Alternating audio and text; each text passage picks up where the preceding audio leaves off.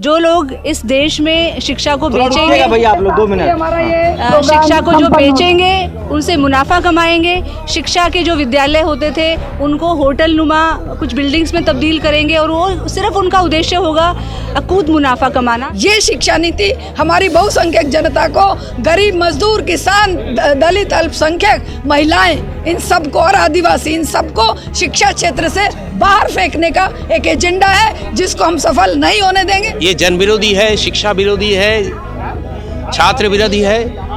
इसलिए कैसे ये प्राइवेटाइजेशन को बढ़ावा दे रहा है, ऑनलाइन एजुकेशन के जरिए शिक्षा में विभाजन ला रही है, अधिकतर बच्चे शिक्षा आंगन से बाहर हो जाएंगे। नमस्कार, मैं शंभू कुमार सिंह और आप देख रहे हैं नेशनल दस्तक। इस समय जंतर मंतर पर हूँ और काफ़ी संख्या में लोग जो हैं वो निजीकरण के खिलाफ प्रोटेस्ट धरना है। शिक्षा का जो निजीकरण हो रहा है उसके खिलाफ धरना प्रदर्शन कर रहे हैं। ये तस्वीरें दिखा रहा हूँ आपको और ये तमाम लोग हैं। ये देखिए, ये तस्वीरें आपको दिखा रहा हूँ। काफ़ी संख्या में लोग आए हैं और ये देखिए तस्वीरें दिखा सकता हूँ। काफ़ी संख्या में लोग हैं। कहाँ से आए आप लोग? असम से है। किसान आंदोलन का क्या शिक्षा के निजीकरण से क्या नुकसान? हम सभी शिक्षा का निजीकरण होने से देखिए जितने लोग छात्र गरीब तबका है या जिसका इनकम कम है तो उन लोगों का तो अफोर्ड नहीं कर पाएंगे। तो पब्लिक सेक्शन जो है उसमें अगर रहता है तो सभी लोगों को शिक्षा मिल सकते हैं। इसीलिए हमारा मांग है कि शिक्षा जो सेकुलर हो, साइंटिफिक हो और डेमोक्रेटिक हो। सोचिए, आज ही एक रिपोर्ट आई है कि लगभग 28,000 सरकारी स्कूल बंद हैं। पहले नारा सुन लीजिए, ये लोग कह रहे हैं। आपकी तस्वीरें दिखा रहा हूँ। जो हमारी नई शिक्षा नीति की यहाँ पर रखी हुई है, प्लीज आप लोग ले लीजिए। और क्या नई शिक्षा नीति से ही प्रॉब्लम है आप लोग? करिए कि ये क्या है नई शिक्षा नीति से ही प्रॉब्लम है? नई शिक्षा नीति हिंदी तो बता नहीं पड़ेगा, हिंदी नहीं आएगा, इंग्लिश होगा। संख्या के हिसाब से English Do you have problem for the new education policy? the new education policy is against universalization of education. It is in favor of privatization, commercialization and saffronization. It is against the policy of education for all. So all the common people will be deprived of education and it is not scientific. So the rational bent of mind will be affected by this education. This is why we are opposing in toto and we demand for its total scrap. इन्होंने कहा कि जो नई education policy आई है उससे धार्मिक कट्टरता और कर्मकांड बढ़ेगा, इनका कहना था। और काफ़ी संख्या में लोग हैं। क्यों आप लोग नारे लगाएंगे हम? देखिए, ये देखिए मैम, क्या कहेंगे न्यू एजुकेशन पॉलिसी से क्या प्रॉब्लम है? न्यू एजुकेशन पॉलिसी से देखिए सारी ही प्रॉब्लम है, क्योंकि सबसे पहले तो इससे दलितों को वंचित किया जाएगा शिक्षा से। जो महिलाएं आज हम देख रहे हैं ऊंचे ऊंचे पदों पर पहुंच चुकी हैं, शिक्षा के लिए बंद हो रहे हैं, क्योंकि new education policy is opening the door for privatisation and commercialisation of education. इसीलिए हम इसका विरोध करते हैं। और दूसरा, स्टैंडर्ड जो है शिक्षा वो इससे बहुत नीचे चला जाएगा। इसलिए बहुत ही खराब है देश की भविष्य के लिए, छात्रों के भविष्य के लिए। इस विरोध में सभी को उठने की जरूरत है। तो क्या फायदा किसको होगा न्यू एजुकेशन पॉलिसी से? फायदा सिर्फ और सिर्फ टाटा, बिरला, अंबानी और अडानी को होगा। जो लोग इस देश में शिक्षा को बेचेंगे, भैया आप लोग 2 मिनट, शिक्षा को जो बेचेंगे उनसे मुनाफा कमाएंगे, शिक्षा के जो विद्यालय होते थे उनको होटल नुमा कुछ बिल्डिंग्स में तब्दील करेंगे और वो सिर्फ उनका उद्देश्य होगा अकूत मुनाफा कमाना। देश को सबसे चौंकाने वाली खबर बता रहा हूँ, कोई टीवी अखबार नहीं दिखाएगा। न्यू एजुकेशन पॉलिसी आई, आज ही रिपोर्ट आई है कि लगभग देश में 58,000 से ज़्यादा स्कूलें सरकारी बंद कर दी गई। मैम आइए ना, 2 मिनट और, बंद कर दी गई है। जंतर मंतर पर एक बड़ा प्रोटेस्ट चल रहा था।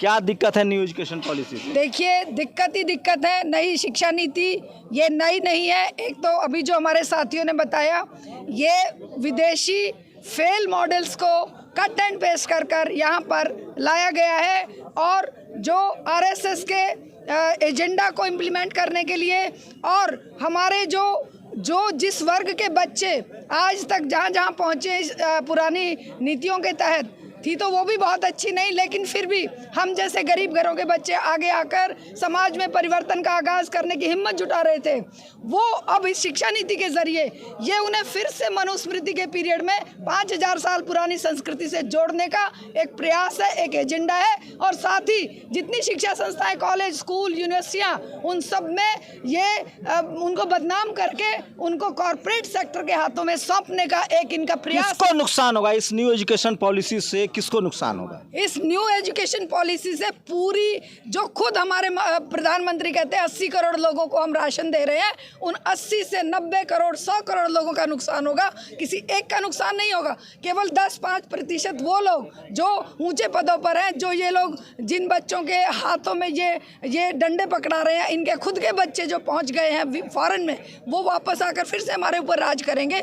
ये शिक्षा नीति हमारी बहुसंख्यक जनता को, गरीब, मजदूर, किसान, दलित, अल्पसंख्यक, महिलाएं, इन सबको और आदिवासी, इन सबको शिक्षा क्षेत्र से बाहर फेंकने का एक एजेंडा है, जिसको हम सफल नहीं होने देंगे। All India save education committee लगातार इस आंदोलन को आज से नहीं, बहुत लंबे समय से चला रही है। फायदा क्या होगा? क्या ये आरएसएस का एजेंडा है या बीजेपी का एजेंडा है? इससे उनको क्या फायदा है? देखिए, फायदा ही फायदा है।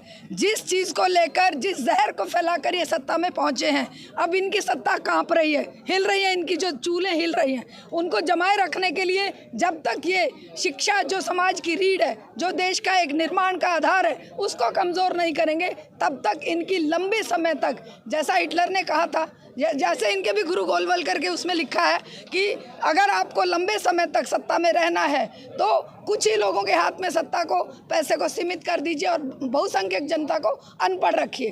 तो ये उसी एजेंडा को लेके चल रहे हैं, बहुसंख्यक जनता से शिक्षा को दूर करने का। और लेकिन वो तो कह रहे हैं हम वैदिक विद्या दे रहे हैं और हिंदू राष्ट्र बनाएंगे। हाँ, तभी तो वैदिक साधु सनातन और इसी ही देश को सर्वश्रेष्ठ बनाएंगे। हाँ, वो सर्वश्रेष्ठ अगर देश था तो फिर अकॉर्डिंग टू देम 1000 साल हमारे बाहर के आक्रमणकारियों का और 200 साल अंग्रेजों का गुलाम क्यों रहा? वो सर्वश्रेष्ठ तो था ही, वो सर्वश्रेष्ठता कहाँ चली गई? अगर आप पुराने एक सड़े गले सिस्टम को दोबारा से इम्प्लीमेंट जाति व्यवस्था मनुस्मृति से क्या दिक्कत है? हजारों जातियों में बटा हुआ समाज पहले भी बर्बाद हुआ, आज भी बर्बाद होगा। और आने वाली अगर ये नीति लागू होती है और लोग इसके विरोध में सड़कों पर नहीं उतरते हैं, तो फिर से वो जो गुलामी थी, वो तो थोड़ी बहुत फिर भी एक फ्यूडल स्टेट थी, फ्यूडल पीरियड में कुछ तो इंसानियत थी। आज तो इस पूंजीवादी व्यवस्था में बिल्कुल ऐसे अमानवीय हो गया है ये सिस्टम कि ये हमारी जो गरीब और पिछड़ी हुई और गरीब ये महिलाएं हैं, जनता है, उन सब का ये एक तरह से गुलामी का वही रूप वापस लाना चाह रहे हैं जो दास्ता के युग में था, वो हम नहीं। सोचिए, सरकारी स्कूल बंद हो रहा है, प्राइवेट लिखा हुआ है वहाँ, fee hike, privatisation, commercialisation, vocationalisation, communalisation and centralisation of education. सोचिए, इतना बड़ा मुद्दा है, इतना अहम सवाल है, कोई इस पर आपको बात करता हुआ नहीं दिखेगा। लेकिन आप कल्पना कीजिए कि अगर न्यू एजुकेशन पॉलिसी लागू हो गई पूरी तरह से, जो कि दिख रहा है, तो 15-20 साल बाद आपको रिजल्ट मिलेगा कि लोग विज्ञान से दूर हो जाएंगे, लोग साइंस से दूर हो जाएंगे, ह्यूमन कोर्सेज से दूर हो जाएंगे और आपको सिर्फ और सिर्फ धार्मिक कर्मकांड में धकेल दिया जाएगा। और जिन लोगों ने भी ये प्रदर्शन, ये एक तस्वीर है, गुरु रविन्द्रनाथ टैगोर की तस्वीर है। ये किन की तस्वीर है? ये तस्वीर रविन्द्रनाथ टैगोर है ना, रविन्द्रनाथ टैगोर की किताब है गोरा, उसको जरूर पढ़िए। What's your name? My name is Premchandra. Can you comfortable in Hindi? Yes, Hindi भी बोल सकते हैं। तो आपको क्या लगता है, ट्राइबल को क्या नुकसान है न्यू एजुकेशन पॉलिसी से? न्यू एजुकेशन पॉलिसी मतलब ये एजुकेशन में सेक्टराइजेशन करने का कोशिश कर रहा है, उसके खिलाफ जाना चाहिए जो भी उसका। तो हिंदू राष्ट्र बनने दीजिए। नहीं, हिंदू राष्ट्र मीन्स इंडिया में तो सभी कम्युनिटी रहता है, मीन्स मणिपुर में 39 कम्युनिटी रहता है, तो सिर्फ हिंदू का सोचेगा तो कब क्या होगा मणिपुर का? तो मणिपुर में भी तो बीजेपी की सरकार है, हिंदुओं की सरकार है वहाँ। नहीं, हिंदुओं का सरकार है। आजकल क्या है, अभी इलेक्शन सही ढंग से लड़ेगा तो बीजेपी कैसे जीतेगा? हाँ, इलेक्शन लड़ने में गड़बड़ी हो रही है। नहीं, इलेक्शन सभी जगह है, सभी अपना पावर दिखाता है, muscle power, money power. Election तो वही है, सही ढंग से लड़ेगा तो कहा। ये जो नई एजुकेशन पॉलिसी से नुकसान किसको है? सभी को है, क्योंकि जो ये धर्म का नीति से ला रहा है ये न्यू एजुकेशन पॉलिसी, ये गलती है। सोचिए, आप बहुत अवेयर लोग हैं और देखिए यहाँ कुछ लोग बैठे हुए हैं। सर, क्या नाम हुआ? देवाशीष राय। बंगाल से हैं। हाँ, तो आप लोग क्यों विरोध कर रहे हैं न्यू एजुकेशन पॉलिसी का? बहुत बार बोल चुके हैं। एक बार और बोल दीजिए। ये जन विरोधी है, शिक्षा विरोधी है, छात्र विरोधी है। इसलिए कैसे? ये प्राइवेटाइजेशन को बढ़ा दे रहा है। ऑनलाइन एजुकेशन के जरिए शिक्षा में विभाजन ला रही है। अधिकतर बच्चे शिक्षा आंगन से बाहर हो जाएंगे। तो सोचिए, आपको क्या लगता है? No, it is Hindu anti-people. राष्ट्र तो बनेगा। It is anti-people and anti-education already. Devashish has told. So I am from Assam actually. Okay. I am Pradeep Mahato from Assam. और असम के लोगों ने तो खुद हिंदू के नाम पर वोट किया है, वहाँ बीजेपी की सरकार। समझा नहीं, दूसरा बात है वो, समझाना होगा लोगों को। तो रविंद्रनाथ, ग्रेट पोइट रविंद्रनाथ का जन्मदिवस है, जन्मतिथि है। उन्होंने क्या बोला था? हिंदू राष्ट्र की बात बोले थे क्या वो? उन्होंने बोले थे? नहीं तो बोले थे ही defined education in beautiful manner. Education is just not imparting information, education is making us harmonious entities, harmonious with all that exists. तो जहाँ हिंदू एग्जिस्ट करते हैं, मुस्लिम एग्जिस्ट करते हैं, जैन क्रिश्चियन सब एग्जिस्ट करते हैं। चलिए, देश में अभी कुछ लोग हैं जो स्थिति को समझ रहे हैं, परिस्थितियों को समझ रहे हैं और वो चाहते हैं कि तमाम चीज़ों पर अपना प्रतिरोध दर्ज कराया जाए। तो ये तस्वीरें दिखा रहा था, बहुत अहम खबर है। नई एजुकेशन नीति को लेकर एक प्रोटेस्ट कॉल किया गया था, ये तस्वीरें दिखा रहा हूँ। और नॉर्थ ईस्ट से ज़्यादातर लोग आए हुए हैं। कहाँ से आए थे सर आप? कहाँ से आए थे? अच्छा, बात नहीं करेंगे।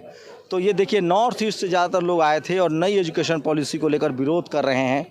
आप सोचिए कि जो बंच ऑफ थॉट्स है उसको लागू किया जा रहा है, सेफ्राइजेशन, भगवाकरण की कोशिश हो रही है। मैं आपको पूरी बातचीत का सार बता रहा हूँ। अगर न्यू एजुकेशन पॉलिसी लागू हो गई है, इस देश में जो SC, ST, OBC और माइनॉरिटी के लोग हैं और ख़ासकर जो शोषित वंचित समाज के लोग और गरीब लोग हैं, वो एजुकेशन से बाहर हो जाएंगे और उनको फिर से अपना पुश्तैनी काम, मल्लाह का बेटा मछली मारेगा, बढ़ई का बेटा लोहार का काम करेगा, किसान मजदूर का बेटा किसान मजदूर रह जाएगा। आप जो कल कलेक्टर, SP, DM बनने का सपना देख रहे थे, उस सपने से आपको दूर कर दिया जाएगा। दरअसल कोशिश है कि एजुकेशन पॉलिसी के तहत संविधान को बदल दिया जाए और जो सबके लिए एजुकेशन का रास्ता खुला है, जिसको कलयुग कहा जा रहा है, मैं इसको इसीलिए कलम युग कहता हूँ। जब हर हाथ में कलम का समय आया है तो नई एजुकेशन पॉलिसी आपको उस तरफ ले जाएगा जहाँ आपसे कलम छीन लिया जाएगा। आप लोग की क्या प्रतिक्रिया, अपनी प्रतिक्रिया जोड़ दीजिए। शंभू कुमार सिंह, नेशनल दस्तक, दिल्ली।